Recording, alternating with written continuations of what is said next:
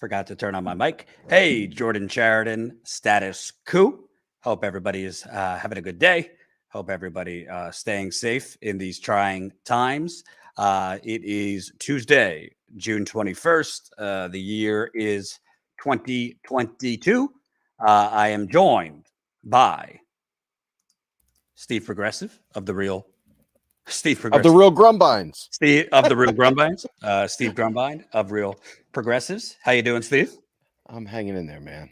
Good. You know, I feel like that's everybody these days, hanging in there.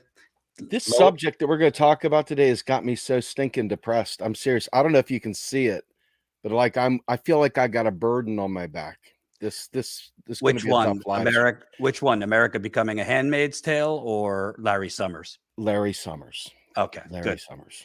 Maybe we'll get one of those Steve rants in here because Biden just met with Larry Summers. So, you know, this is kind of the equivalent of, I don't know. You ever watch Saved by the Bell? Zach Morris, the heartthrob. Not that Biden's a heartthrob. That's a terrible analogy. But this is the equivalent of Zach asking Screech for dating advice. And yes, thank you, Stacey. I was on Rising this morning. We discussed Trump versus Ron DeSantis. So I've been getting to go on there a little bit more. So I actually had a nice conservative guy message me on Twitter that he's conservative, but he agreed with all my points on Rising. So that was nice. But smash the like button right under the live stream. Share this live stream so more people could see it. Also, make sure you go and subscribe to Real Progress in Action, which we'll promote later too. That's Steve's channel. Let's start. I want to get to Larry Summers, but I kind of think the Supreme Court decision is a big deal. We are expecting the Supreme Court to weigh in on Roe v. Wade, likely overturn it, but who knows? But today they basically said to hell with separation of church and state. This is from Washington Post. Supreme Court says Maine cannot deny tuition aid to religious schools.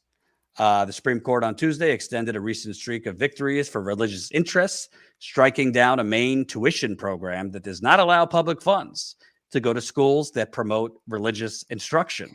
The vote was 6-3. Chief Justice Roberts writing for the majority. It was the latest case in which the court came down on the side of religious interests when weighing the Constitution's protection of religious exercise against its prohibition of government endorsement of religion. The case involves an unusual program in a small state that affects only a few thousand students, but it could have greater implications as the more conservative court relaxes the constitutional line between church and state. Under the program, jurisdictions in rural areas too sparsely populated to support secondary schools of their own can arrange to have nearby schools teach their school-age children, or the state will pay tuition to parents to send their kids to private schools. But the schools must be non-sectarian, meaning they cannot promote faith or belief system or teach through the lens of this faith, in the words of the state's Department of Education. Justice Sonia Sotomayor, one of the dissenters, answered, this court continues to dismantle the wall of separation between church and state that the framers fought to build. Roberts was joined by all the Republicans on the court.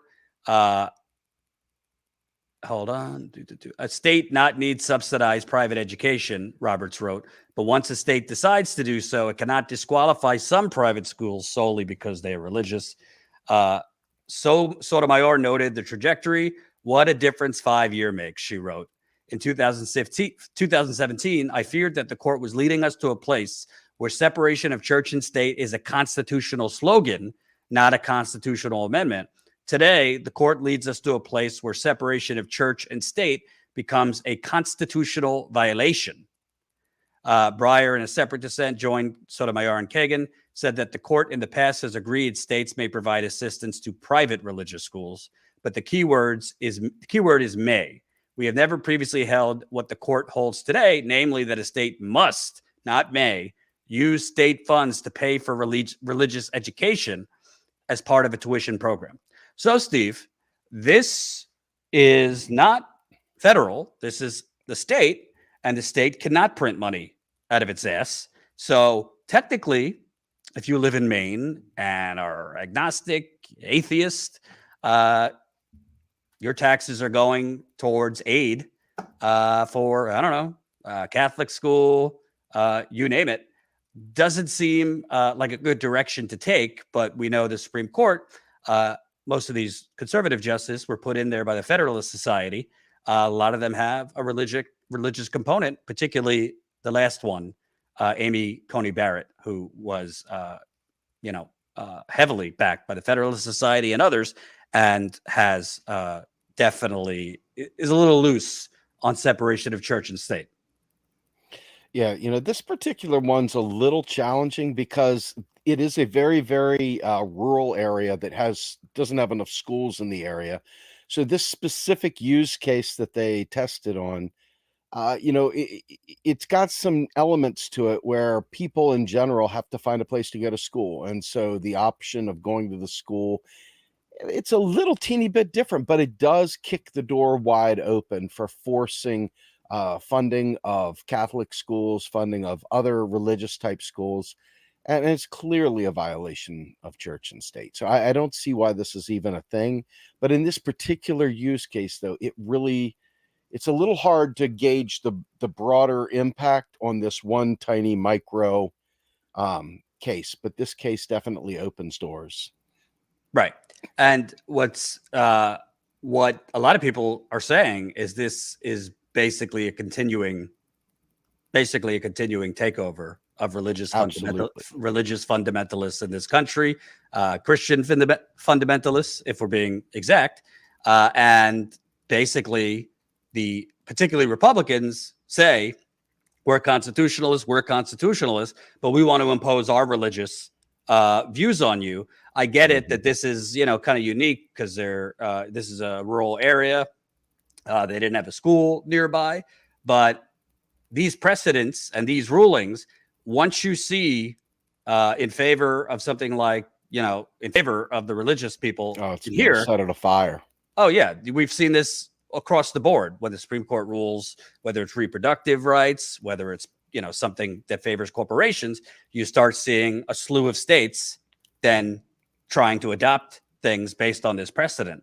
So I think you're going to start seeing some other states with, even if they're not kind of Christian zealots in the governor's office, just trying to play to the base, now asking for funding for their own religious schools. So I think the real funny part, the funny part about this, the part that I find ironic in this, is that conservatives are looking to the state to subsidize their education. Yes.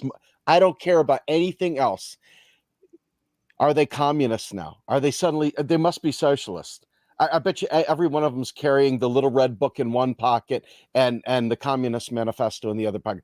Oh my God, they're all commies now because they want subsidies for schools. That's the part to me that really sticks out like a sore thumb because it impacts everything else. I'm not, again, I know how these things become wildfires. Once it's done once, it sets off a bunch of repeat type cases. And that is the greater fear because they'll start expanding what this means as they get further out to the edges. But the big takeaway here is imagine a conservative going to court fighting to have government subsidize education. Just think of how rich that is, as most of the public schools in America right now are underfunded.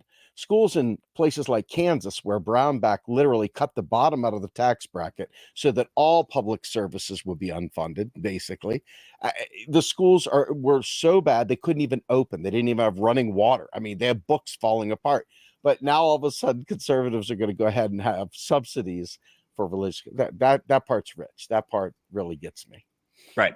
And by the way, it's not a small thing that they did this right before Roe v. Wade. So they're dropping in these decisions that if you weren't expecting Roe v. Wade and potentially overturning it to come down, there might be more pushback to this. But with the calm before the storm, Roe v. Wade overturning could be this week, could be next week. It's expected to be in the next week or two.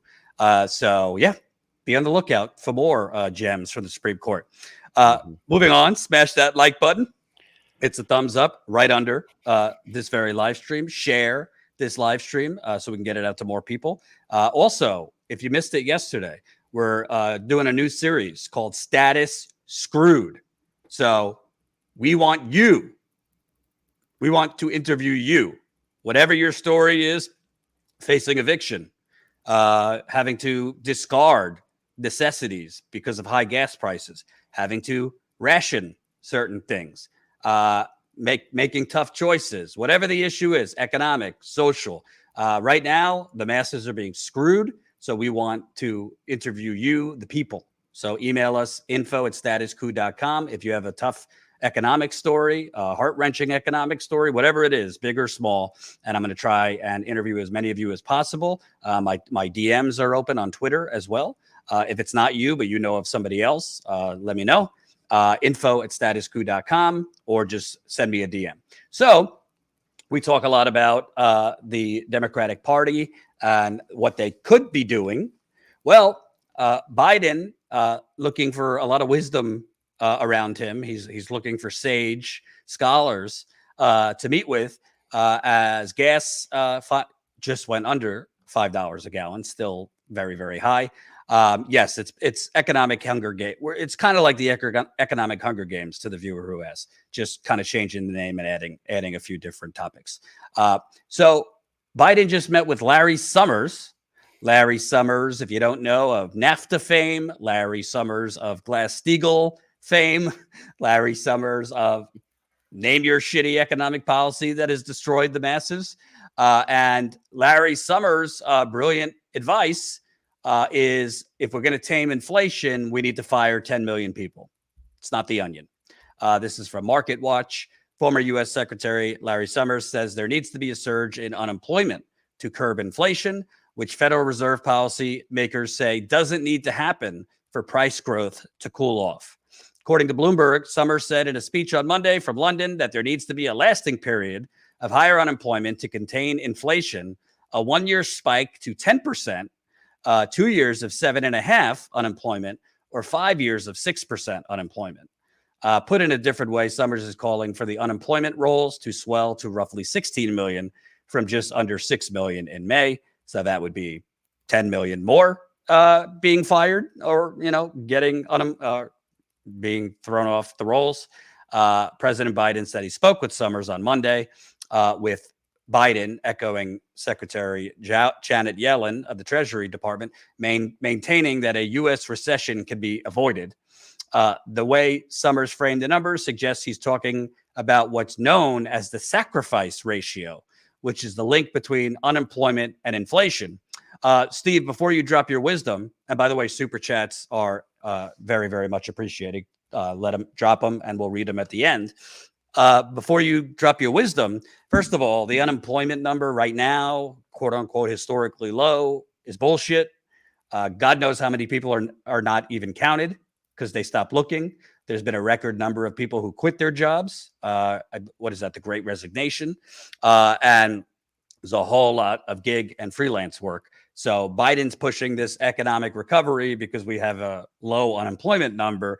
As we've talked about many times, that doesn't necessarily mean everything's dandy and that's the actual number of unemployed people.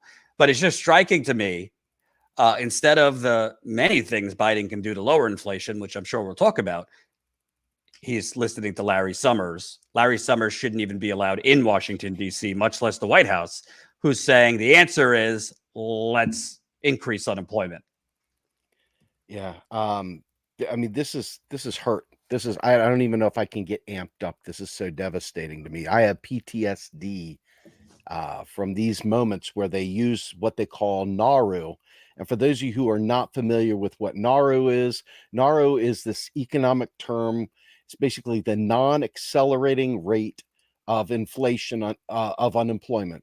And what that means is it is basically the level of unemployment at which it tames inflation. It stops inflation. So what they're in essence trying to do is they're trying to create a group of people, a massive amount of people who unwillingly will become unemployed. They're going to make people that actively want work to be unemployed. Now, just let's look at this before we get into the economic side of this. Let's just look at the social side of this. Think about how many absolutely disgraceful human beings exist that blame people that are unemployed as ne'er-do-goods, as moochers, as loafers, as leeches, as on the dole, as useless, as feckless, all this stuff, right? This is the standard narrative that not just conservatives say, but your faithful Democrats, because let's be fair, no Republican ever appointed Larry Summers. That is a Democrat right there. That is your Democratic Party, and he is royalty within the Democratic Party. I want you to let that sink in for a minute so no one gaslights me. I don't want anybody to gaslight me. I can't handle it right now. This is your Democratic Party, Larry Summers, okay? Larry Summers is recommending that in order to tame inflation, rather than any number of things like actually building out infrastructure to free up supply chains or putting price controls on or any number of things, right? Raising tariffs up on imports and stuff to keep the jobs home. I mean, there's a million different things that we could do to go ahead and keep prices in our own hometown down. We could absolutely subsidize gas prices. We could do anything. There's a bazillion things. Almost none of them have to do with raising taxes, and definitely none of them have to do with actually firing and laying people off. The other aspect of it is this: if your supply chains are broken, okay, if your supply chains are broken, you don't go ahead and try to tame inflation by taking away productive capacity to meet your supply chains. It's just a stupid idea. It's just an idea born in ignorance, okay? But this, coupled with interest rate rising, okay, these are two of the most major things that destroy an economy. Add in the fact that the federal government has literally stopped all spending. We're talking about Biden celebrating $2 trillion in deficit reduction. This is a total class war on us and the elite, okay? There's no other way of saying it. You, I, the little people, will be the bearers of the pain and suffering of this inflation that is brought on largely by price gouging and a pandemic that brought on supply chain disruptions, okay? You're going to put that on the poor and those people that want to work. I want you to also think about this. In this country, most people these days are not getting hired as permanent employees. Most are getting hired as contract employees. They get a year contract. If the project's still going on, they stay employed. If the contract is not going on, they get laid off.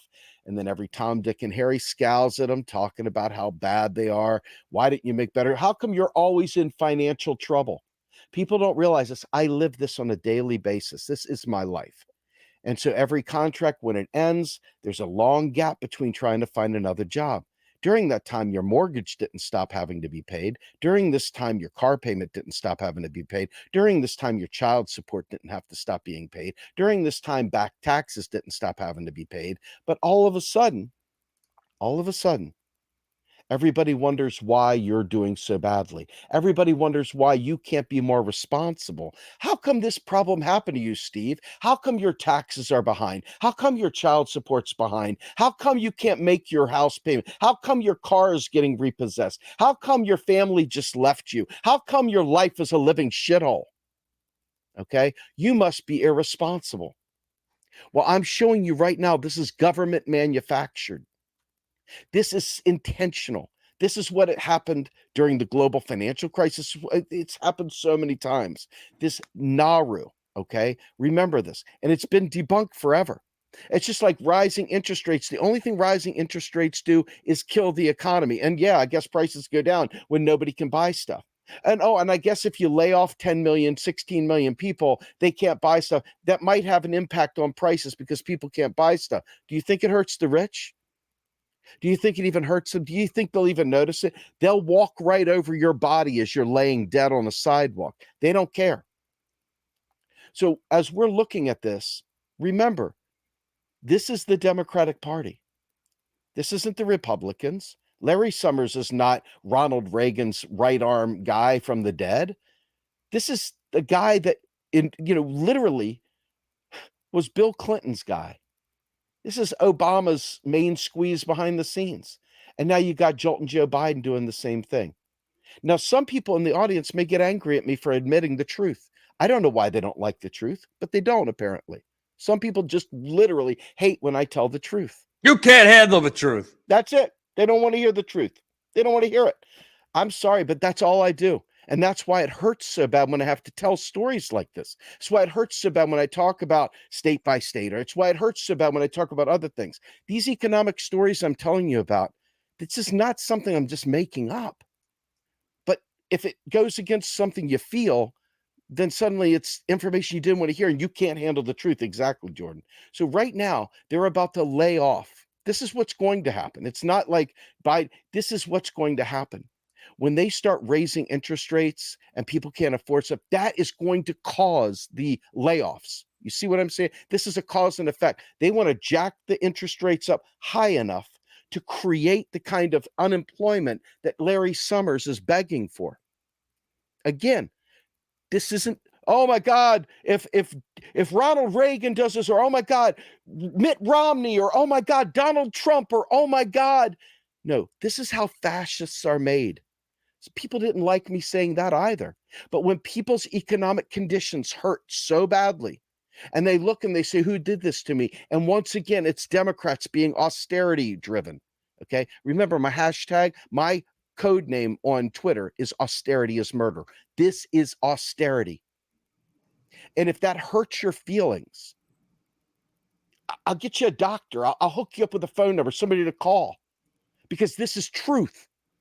And if you don't live in truth, we can't fix the problem. And the problem is a lack of economic understanding. When somebody like myself says something that people don't like to hear, their ears bleed. They get angry. They say all sorts of horrible things about my character. Evil, in my opinion. But that's another story. The fact is that this is going to happen again. For those of us that lived through the global financial crisis and were out of work for 18 months, 2 years, watching the grass grow taller than us, crawling on the floor, looking through the slats as people come knocking on the door to foreclose. This is what we were talking about. And this is coming. You know, what I find, and smash the like button. We got 260 people watching. I need 100 more of you. Press that like button. Thumbs up right under. But what I find incredible, there's a new study that basically shows we're living in just an endless bank robbery. Study shows excessive corporate profits in the U.S. have become widespread. A new research paper finds that corporate price markups and profits jumped to their highest levels in 7 decades. A new paper published Tuesday shows that U.S. corporate price markups and profits surged to their highest levels since the 1950s last year, bolstering arguments for an excess profits tax as a way to rein in sky-high inflation.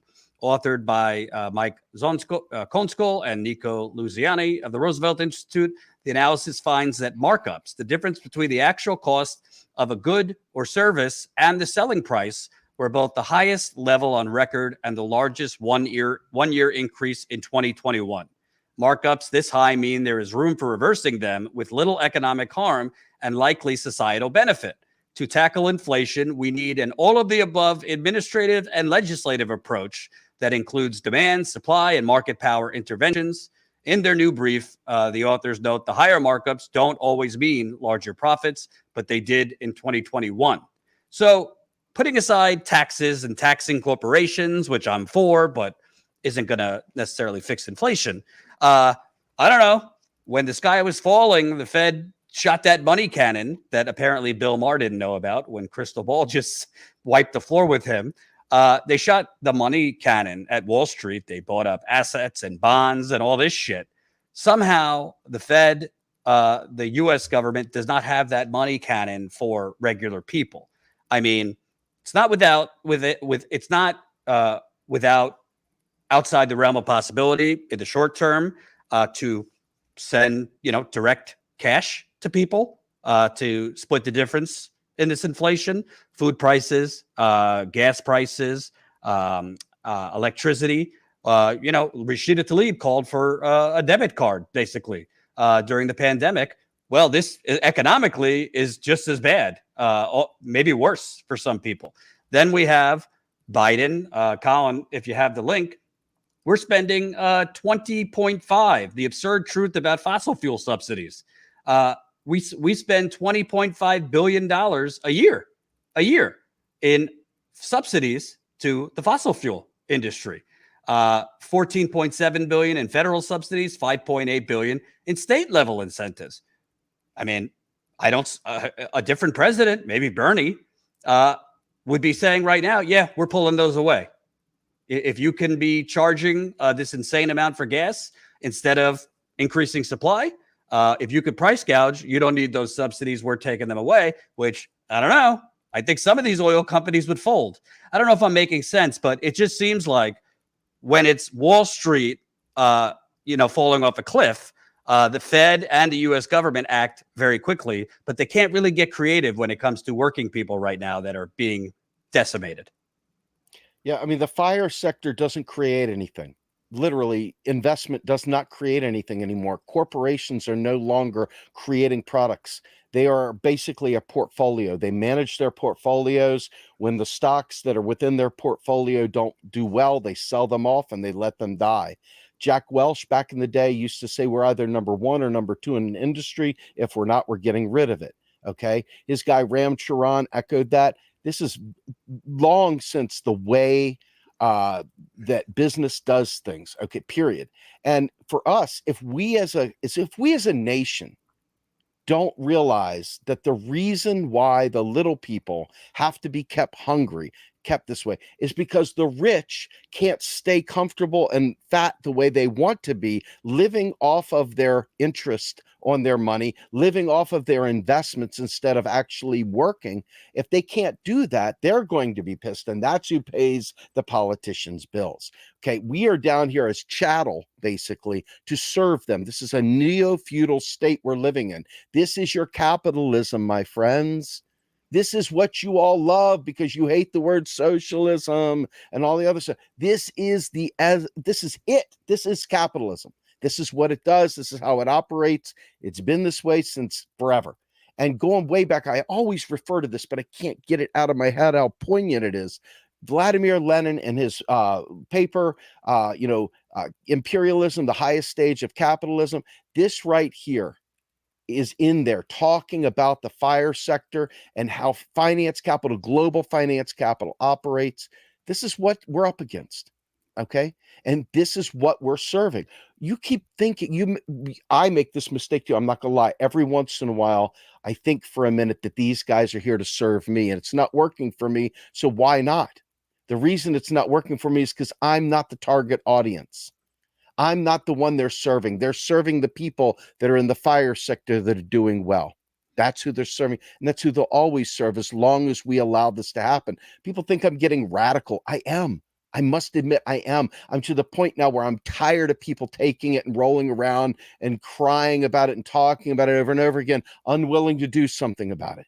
Okay. There was just a great conference this past week called Labor Notes in Chicago, where Christian Smalls was, people like Sarah Nelson and other great labor leaders were there talking about class struggle unionism, not just labor industry-wide trade labor unionism, but class struggle unionism. This is coming. This is what they're talking about. And it's militant and it's not this patsy. In fact, in the book, oh God, I wish I had it with me. I was just talking about the other day. I was reading it. It's called Class Struggle Unionism by Joe Burns. Get it. It's great. And he talks straight up about the things that we will have to do, not just within the union, but outside of it, but letting labor lead. We will have to do things that you're scared to do right now, things that make your ears burn, things that make you get afraid. We're going to have to do them. Back in the day when we held hands and we blocked scabs from entering buildings, we're going to have to get back to doing that. We're going to have to reclaim the strike. We're going to have to do things that you're afraid to do, that we're all afraid to do, because we haven't had to do them in a long time. But desperation is coming. If it's not already there for most, it's coming. Okay.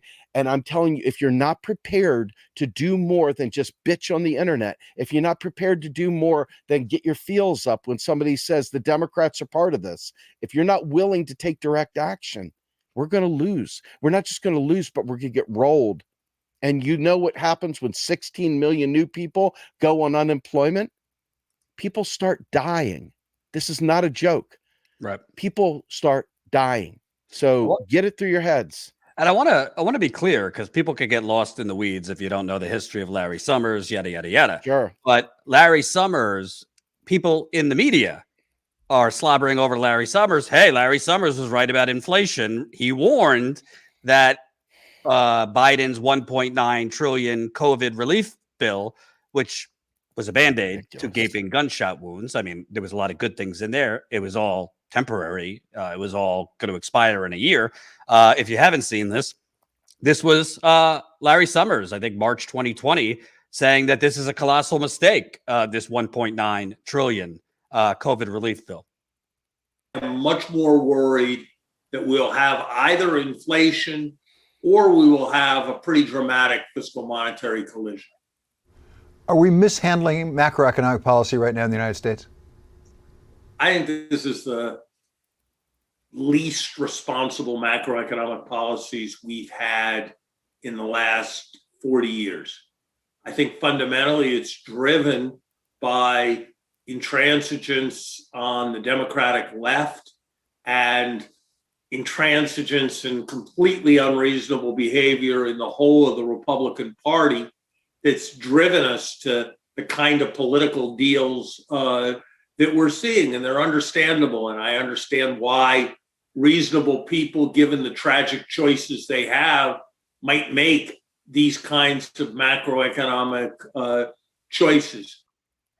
So love what he's talking about, tragic choices, when he's telling Biden, hey, we got to fire 10 million people to lower gas prices. But I want to be clear on something. This guy's talking about irresponsible choices. Why it's important to bring up Summers, it's not for clickbait. It's because usually, like corporations, I don't defend them much, but typically if a top corporate executive loses you a lot of money and continually makes bad decisions, they don't get to stay. Usually at top corporations, middlemen can make mistakes, but usually if you're the top and you tank, you don't get to stay. We just saw Amazon sacrificed its Andy Jaffe had to go because he was unsuccessful at the union busting. Starbucks just got rid of Rosanne Williams, who was the senior VP. They fired her because she allowed the unions to be successful. So they actually were fired because they weren't their oppressive union busting didn't work. But in the case of Larry Summers, he's talking about irresponsible decisions. This is a man that is one of the leading people behind the why Wall Street runs the roost right now in America. Deregulation. That was Larry Summers in the 1990s. Not that Bill Clinton wouldn't have done it on his own, but he definitely got a kick in the ass and a lendful ear and a push from Larry Summers and others to deregulate derivatives, deregulate Wall Street, repeal Glass-Steagall, which joined investment in commercial banking, which of the New Deal era had separated those two things. So it's just amazing to me the failing upwards nature of it all. Why is Biden getting advice from this man who's been wrong on just about everything, and he wasn't even right? This also drives me crazy. I don't know if you saw Crystal Ball on Bill Maher, but Bill Maher is saying, hey, we spent $6 trillion of the COVID relief bill. That's why we have inflation. That's coming from Larry Summers, and it's not even true, Steve. No, I mean, I'm gonna peel back because we look at this, and this is one second. We got 300 people. Not every single person has pressed that like button. Do it for us. Smash that like button. Like button means more people watch. The more likes. Go ahead. No, I mean, putting Larry Summers aside momentarily, it's easy. If you've been paying attention at all, I have spent the last 15 years, 10 years for sure, really hardcore last 7 years trying to explain to you all that Bill Clinton's balanced budget, this surplus that he ran, was the single worst thing that had happened in most of our lifetimes. Most people celebrated it. They were out there popping champagne glasses because you had a disruptive technology in the internet. But since then, this whole thing, this third way Democrat move to take over the middle, that the Republican stronghold, they have basically baked that in. They've got the Mitt Romney over here to the Hillary Clinton wing of the party, firm and large and in charge. And within that space, there is no budging. They have brought down the mortgage industry in 2008, 2009. Larry Summers destroyed that. They destroyed mothers who were on welfare by the Welfare Reform Act. They destroyed Glass-Steagall. Every aspect that has protected us has been destroyed. But then you say to yourself, did they really destroy it? Who do they serve? For me, it hurt me immensely. For many of you, it hurt you immensely. But for the people they really serve, the people they answer to, it did wonders for them because those people waited for us to go belly up. They bought our assets on auction and then went ahead and fixed them up a little bit, flipped them, and got rich off of it. Okay, this model that is in there is the model and has been the model since the 60s, the late 60s. Jimmy Carter literally was part of this. I want you to know that. I know Jimmy makes a mean house with that nice black eye he's got, but Jimmy Carter was a part of this. All you got to do is ask Harvey K sometime. Believe me, I'm not lying. Okay, I'm not lying. And so as this austerity crowd keeps pushing through the door and pushing and pushing and pushing, ultimately, you and I are going to pay this price. But we keep looking at them. Are you going to help us? And he comes out and he gives you some little sauntering story about how life is and how he once was a young, poor, he was a young, poor black man or something like that, old jerk type stuff.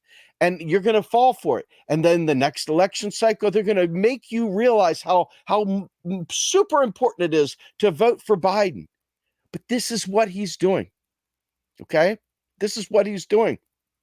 And this is what they have been doing. It's just now finally starting to pinch everyone really, really hard. So instead of looking at them, I want you to understand there is a way out. We could pass a federal job guarantee. Okay, now mind you, I say pass like we have votes to do this, like we have politicians in office to do this. I don't advocate for just voting. Y'all should know that by now. I believe we need to be organizing and make them do this, become ungovernable, like the union, like class struggle unionism. We need to be doing that, okay? But a job guarantee does one major thing. It sets the economy to the labor standard by pegging the value, if you will, of the world to labor, by giving everyone a job. Now, no matter what happens in the economy, if you peg the wage for the job guarantee to the cost of living, when they go try to raise prices up, everybody goes up. So it's relative. It's a price adjustment, but it doesn't impact Jane and Joe public at all. Okay.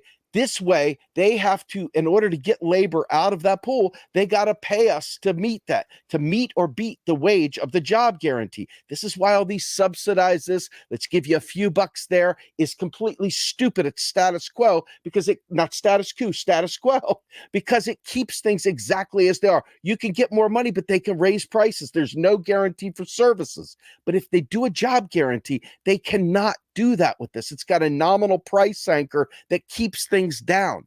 This is why when I fight with people, I always feel like we're not even having a real conversation.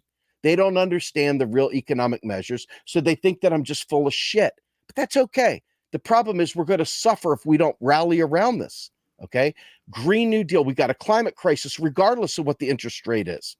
Regardless of what the interest rate is, we got a climate crisis. We need to get off fossil fuels. We don't, each step along the way, we've got to make the right choice. And we're not making the right choices, and we're not fighting for the right things, and we're getting butthurt about the wrong things instead of fighting for the right things.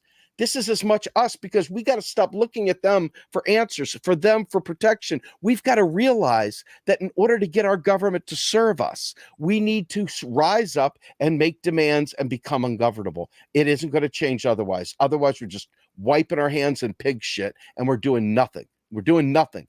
Job guarantee, a Green New Deal, Medicare for all, done at the national fucking level. And really, Honestly, learn some economics, because this is what's going to save us. We must unite in truth. We cannot keep putting Band-Aids on heart attacks. What was it you said, Jordan? Putting a Band-Aid on a gunshot wound or something like that? I mean, this is the stuff. I don't say this stuff because I like being right. God, it's just hard stuff to do. I don't even know if I could do a lot of the stuff I'm saying. I've got such bad arthritis. I'm telling you, it's the only way forward, though. You could try your luck voting your way to the fix on this. Just try it. See if you've done it for the last 50 years. You're going to have to vote, but you're going to have to do a lot more than that. You're going to have to do a hell of a lot more than that. They're not going to do it for you. They've already laid the cards on the table. We are screwed. Jordan, go for it. Well, I think there's another element too. As horrible as the Democrats are, and this isn't a lesser of two evils debate. I mean, vote for whoever you want in November, but we know what's going to happen when the Republicans retake the House. They're going to, I mean, we're going to have 2 years of impeachment hearings, Hunter Biden, corn pop, whatever other shit they go at Biden with. Some of it will be valid. A lot of it won't be. They might retake the Senate. At this point, who knows? It looks like Biden's going to run again, but unless something radically changes, conditions are good for the Republicans to take over the White House again. And then what are we going to see? We're basically going to see the same voodoo bullshit that we've seen for the last 30 years. Hey, let's give massive tax cuts to our donors, corporations, and the wealthy. It will pay for itself, yada, yada, yada. And maybe inflation will come down for other reasons having nothing to do with the tax cuts. But it will be the same cycle. Then they'll say, hey, look, the only economic policy that matters is taxes, and gas prices are down and other things are down. And we're going to just be in the same exact cycle for years and years and years, where the Republicans push, hey, we got to lower taxes predominantly on wealthy people and it will trickle down. Democrats, their only economic message will be, hey, let's nibble around the edges. Let's raise taxes a couple points. But nobody, Democrats or Republicans, none of them are going to talk about the real issue here, which is what I just showed, that corporations, the markups, the gross profits, zero regulation on those corporations, not to mention, the housing market is out of control. We have literally handed the country to real estate developers. You look at Florida and other places, one of the biggest issues right now with inflation, yes, gas, but I mean, apartments, somebody showed on Twitter like a line around the block just to view New York City apartments, housing, unaffordable. And that's been getting worse and worse and worse.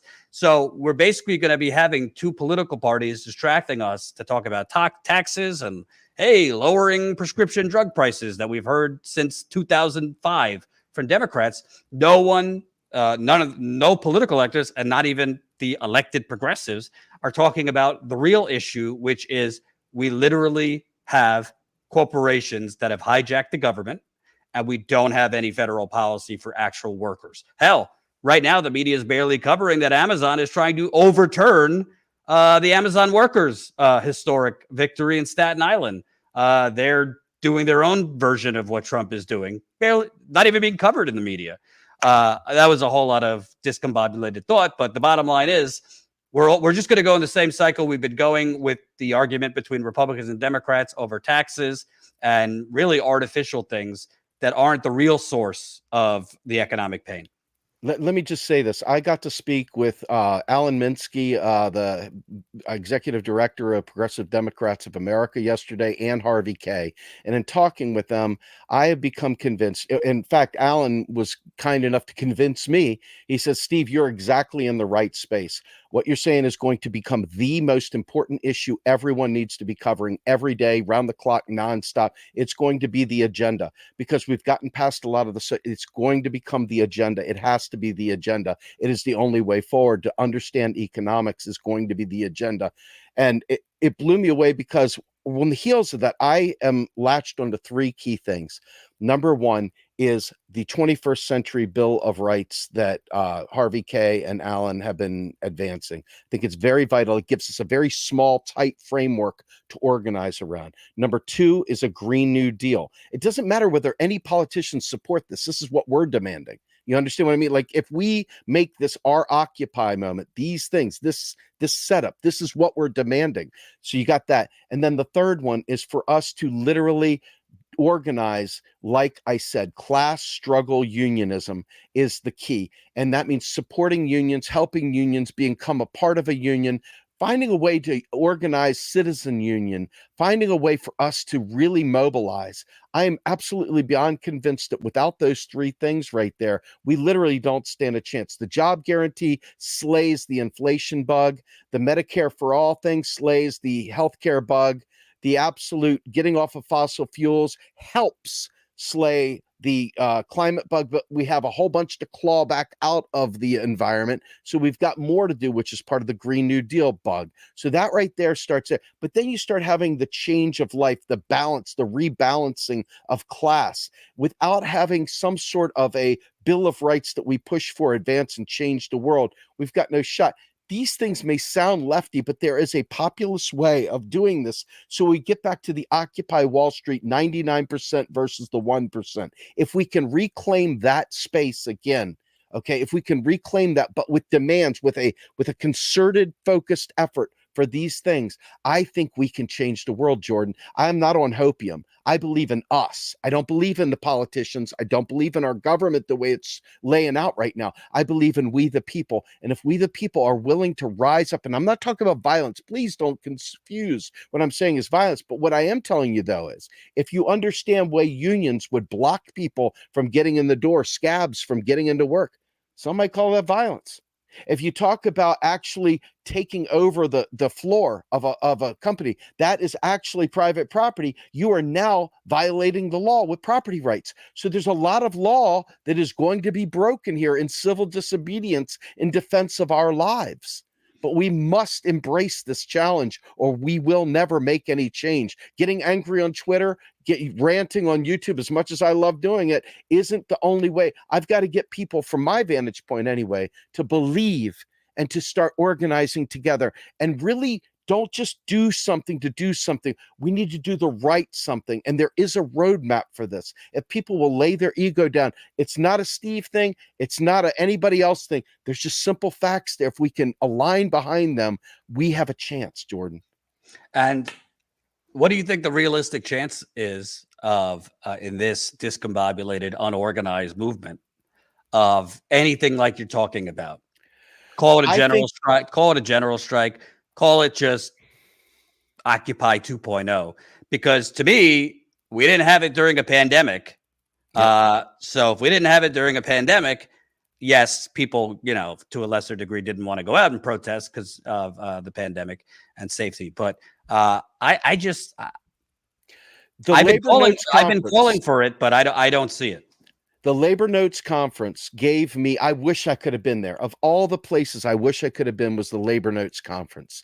Watching labor really rise up, watching them speak against the bad actors in the Democratic Party and not just cajoling them and making excuses for them, but literally saying we must not just become their patsy and really meaning it. The idea of becoming a force in the labor movement once again and reclaim. They are working hard to build this up. I can't tell you how invigorating that is. Is it going to happen? I don't know. But you look at folks like Peter Kalmus and the Extinction Rebellion folks. They're serious. If we can find a way to work with them, they're not sitting there, stroking political. They're out there making things happen. Now, whether it's enough to make it happen by itself, that's not the case. We need much more than that, but we need all these groups to come together. Is it realistic? I give it a 20% maybe, and that might be high chance of working. Why? Because I think people will sit there on their thumbs and wait for Bernie Sanders to tell them that MMT is true. That's the problem.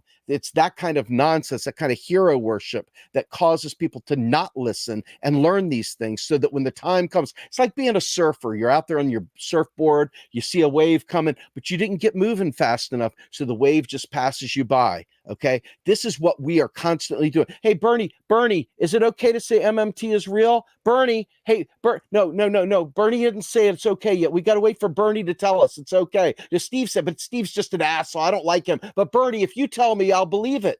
That's what we're up against. And if we can get past that and we can start thinking for ourselves and really move like a movement that we once were. We saw it with Bernie Sanders. We know it can be done. He said, not me, us. Okay, not me, us. Well, okay, Get out of the way. Let's do it, folks. This is, to me, the only way.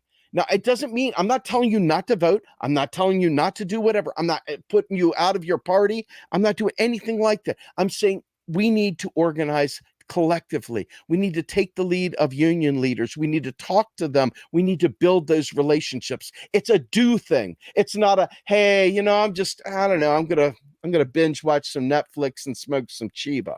It's got to be a proactive thing. It can't be, well, the wife wants me to have supper at 5, so I can't join the organizing call. You've got to make some sacrifices. And this is it for this important thing. Yes, you have to do that. And so, yeah, 20% is a high mark, probably 15%, Jordan, to be honest with you, based on how most people tend to like put it off until the time comes. But like that surfer guy, I want to catch the wave. And so to me, that's what we're up against.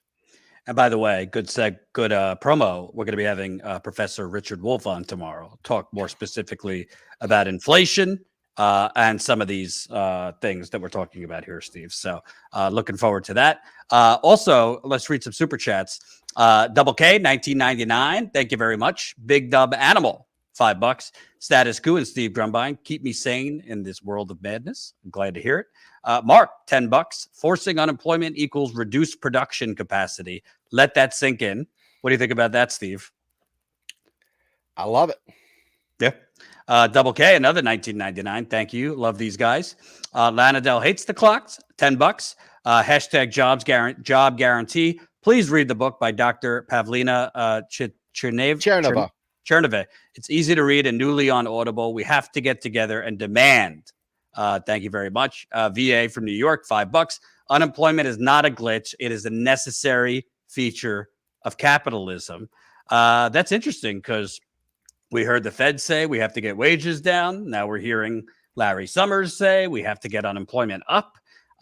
It seems that Larry Summers said these tragic decisions, but they kind of look at the workers and human beings just sacrificial lambs in their Hunger Games. Let me say one thing real quick, Jordan. If you're having Wolf on tomorrow, and I just did a critique on Chris Hedges recently, each of them I've done a critique on recently. Both of them fan the fears of national debt. Both of them are afraid of the national debt. Both of them preach standard neoclassical economics, even though he's a socialist. They both talk about money printing in the wrong, and we'll just get the Fed to QE people. It's not right. Wolf is a great microeconomist, knows great stuff about workplace. So ask him what his thoughts are on Stephanie Kelton and his former stance of supporting her on modern monetary theory, because he once did, but a lot of what he says lately is stuff that honestly I would probably take issue with, and he and I would probably have a good conversation about some of those things, I think. I will ask him, and then I'll ask him to go on Let's Get Ready to Grumble. Yes! That'd be great. Which, if you don't know, Steve hosts Let's Get Ready to Grumble, airing at 8 o'clock Eastern on Thursday. I think you're going to be doing a couple explainer videos coming up because a lot of people don't know the history of recessions. They've heard the scholastic version, the corporate-friendly version of the history of recessions, history of inflation, history of high gas prices, you name it. But you're gonna be doing that with your angle with modern monetary theory and all that. So looking forward to that. One last thing on this. What's interesting to me, and Colin put this video together. It's probably a rough draft. We're probably gonna add some things to it, but we were told by Bernie, by the squad, by all of them, get rid of Trump, push Biden left. Get rid of Trump, push Biden left. I thought it was kind of ridiculous in the first place, but at least that's what they said. And the whole push Biden left typically means you're pushing, right? I don't know if we'll play the whole thing, but let's take a look, a memory lane at the whole push Biden left. So Senator Sanders seems concerned that Vice President Biden is not progressive. Right now, what is most important is to make sure that we ensure a Democratic victory in November and that we continue to push Vice President Biden on issues from marijuana to climate change to foreign policy, and making sure that we continue to fight for a progressive agenda in our future. Can you get this done? First of all, we all ask questions about complicated subjects like, can you get this done? I hope we can get this done. I believe that the president has been doing a very good job so far. Bernie Sanders had an entire Skype call with members of the squad, and he said, hey, we're going to push Joe Biden as far to the left as possible. I can't dictate this stuff. I can do the things I've done, and any executive action I can take, I'll continue to take. But I can't outlaw a weapon. I can't, From what you've just said, I think you stand by the grade I've seen in print that you've given him. You said an A so far. Correct. And so I give him an A so far. As progressives, we're going to do everything that we can to make the Biden administration the most progressive administration that it can become. Student loans are crushing my family, friends, and fellow Americans. me too. We need at least a $50,000 minimum. What will you do to make that happen? I will not make that happen. President Biden getting some praise from progressives like AOC. President Biden has definitely exceeded expectations that progressives had. You said last year that President Biden could be the most progressive president since FDR. Is that possible? Absolutely, it is. It's possible.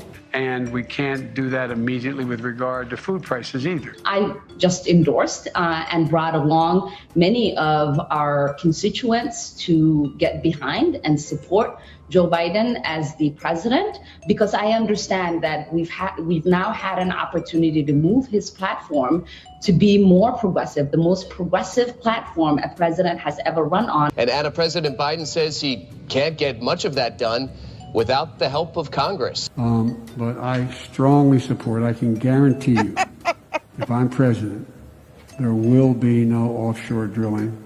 Extraordinarily encouraged. And I think that the significance of President Biden's executive orders communicates a lot. One is that it really communicates that he meant what he said on the campaign trail, that he would make climate change a central priority of his administration.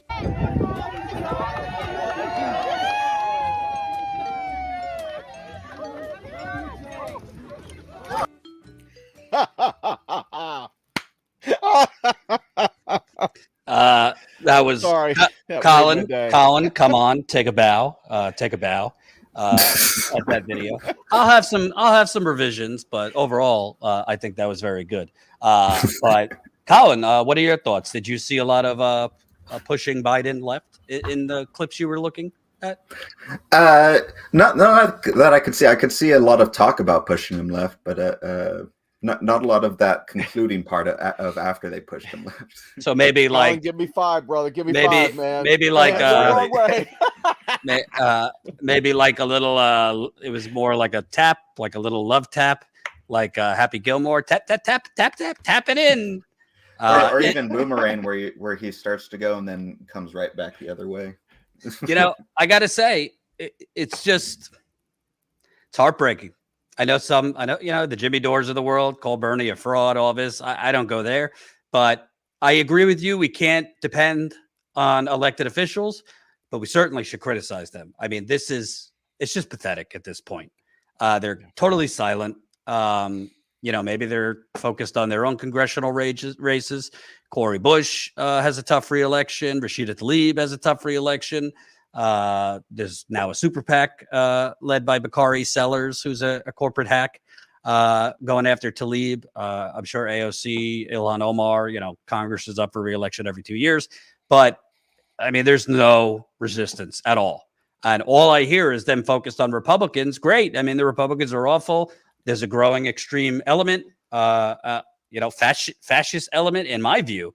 But you don't call out your own party. You're not willing if you're not willing to demand that they do the things they can do now. Like I said, Biden can revoke the $20.5 billion in subsidies to the oil companies, or at least huff and puff that he's going to do it. Why isn't Bernie and the squad holding a rally outside the White House demanding the student loan cancellation? It's just sad. It's just sad, Steve. I did a video. No, I don't know if it was. Yeah, I think it was yesterday, called "Whataboutisms." Right, something like getting over the whataboutisms, and I chastise people for the constant, when you do make a good faith critique of the stuff we just went through. And they're like, but you're bashing Democrats, you're bashing. And I'm like, guys, I'm a flipping goddamn registered Democrat. You know what I mean? Like, I am a registered Democrat, but I'm doing something feck-full, not feck-less, and I'm actually criticizing the party that I'm registered in because they're not doing what they're supposed to do. And because they're not doing what they're supposed to do, they're like freaking catnip for fascists. They're like steroids for fascism, fertilizer for fascism, because the people that aren't politically aligned, they only look at what's happening in their lives. And they look up and they see this idiot, this corpse up there screwing us all. And they're going to go the other way. Why wouldn't they? They don't have any political analysis. They're going to go wherever the other guy is, and it won't take anything to swing it that way. And, you know, people got all out butthurt about it and whatnot, but that's the fact, Jack. That's it, Jack. What does Biden always say? You know, back off, Jack, or whatever. Right. I mean, it's the truth. What it do? $10. This just proves taking over the Democratic Party is a dead end. Yeah. Well, honestly, there's a lot of dead ends right now. A lot of dead ends. What is very clear is these particular elected officials are a dead end. You know, people could debate if they want them enter, them exit, a third party. I'm all for a third party right now. Right now, we have a disjointed. Well, we have a fake party in MPP. That's MPP. I feel bad for their donors, to be honest with you. MPP, the people that donated to this, their grand plan after all this is Jimmy Dore 2024. I'll leave it at that. But we have the Green Party, which is disorganized. So yeah, electorally, a lot of bad options. But I do agree with Steve. At a certain point, if people don't say we need to take it into our own hands, activism, economically coming together to do some type of action, whether it's an Occupy style thing, boycotts, mutual aids, then we deserve what we get. Any final thoughts, Steve? Nah, man, this was a hard one for me. When I saw the list of topics we were going to be covering, I'm not even lying. I'm really, folks, if you've never been laid off, if you're not a contractor, and I'm on a 1-year contract constantly, I love the job that I have, ironically. It's a good job, good people, etc. But it's a contract job. These contract jobs are at will. And, you know, if you don't understand that they're the first to go, and half the workforce in society right now is either gig work or contract work, it's just terrifying. So my parting words are, Jordan, I am scared. I don't say that very often. I'm scared. I haven't slept well over this stuff. And I see the tsunami coming. My face is toward the ocean. I see the tsunami. Everybody else got their back to it. I'm screaming and I'm getting chewed out by people. But I'm telling you, this is terrifying. And I am scared. I'm not gonna lie. I'm scared. Very scared. I appreciate the honesty. People need to be more open about their fears. HD Spider-Man, $10. People should watch the 2010 award-winning documentary Inside Job to really see Larry Summers' part, as well as both parties' part that led to the financial crisis. I have seen that. Absolutely right. It is blistering, and that will make you understand, really, that we live in the United Corporations of America, and these people literally should be basically in the witness protection program politically, not being called to the White House for advice. Thank you for the super chat. Tony Dallas, $5. Hi, Steve. Any way to send you a proposal for state alternative financing? You've got my email. Send it to info. I've read a bunch of them. You can send it anything you'd like. I'm more than happy to look at it. And by the way, to the people, if Steve pisses you off with his "Let's get ready to grumble," don't fucking message me about it. Message him about it. I don't need people DMing me that Steve Grumbine has offended them with his political take. Don't call the manager, even though I'm not his manager. All right, paranoid people. message Steve. He's open to debate, I'm sure. So we'll have Steve coming up Thursday, 8:00. Let's get ready to grumble. Looking forward to that.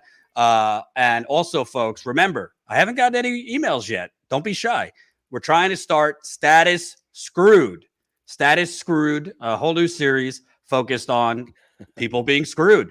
Inflation, high gas prices, high food prices, electricity, having to just, totally do away with certain necessities you have in order to afford prices elsewhere, or you're not totally off the cliff now, but close to it, like Steve just described. He's worried.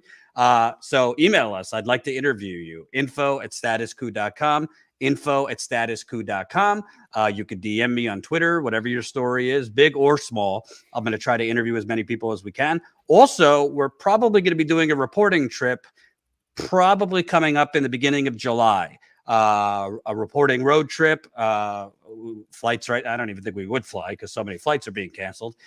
Probably kind of in the Northeast, Pennsylvania, Ohio, West Virginia, maybe Kentucky, in that area. Maybe we're considering other states too.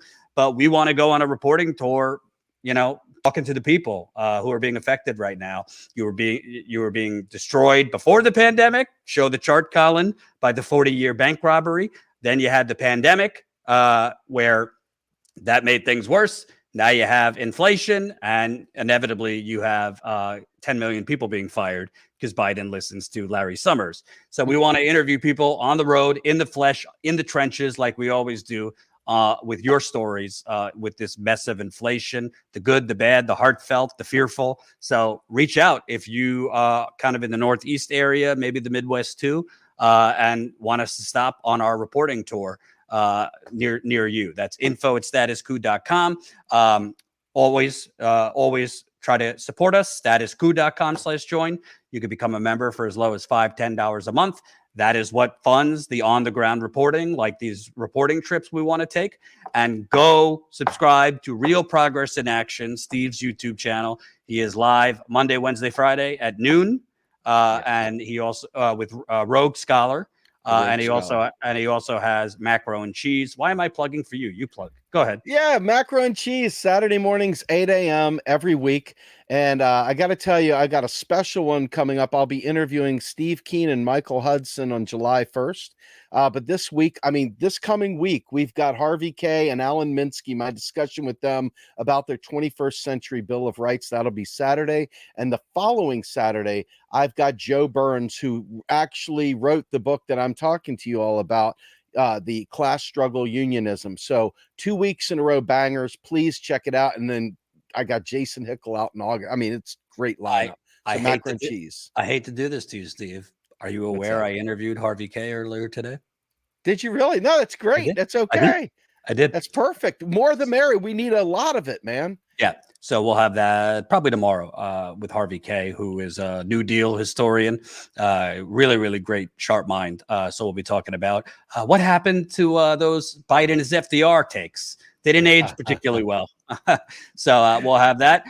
Thank you, everybody, for watching. Oh, we got one more. One more. Ask. Oh, you didn't ask. Shoot. Harvey K. will tell you the worst president ever was freaking Jimmy Carter. I couldn't believe it. I'm blown away. But yes, and he's right though. When he laid it out the way he did, I went back. I was like, you know what? You got it. Sorry, you got me dead to rights. All right, yes, sir. And what to do? Another $5. I hate seeing everyone as miserable as I am. Love you guys. Sometimes you need a little misery to get to the finish line of the rainbow. Remember that. Take care, guys. Have a good night. Thank you, Steve. Yep, you got it. Take care, guys.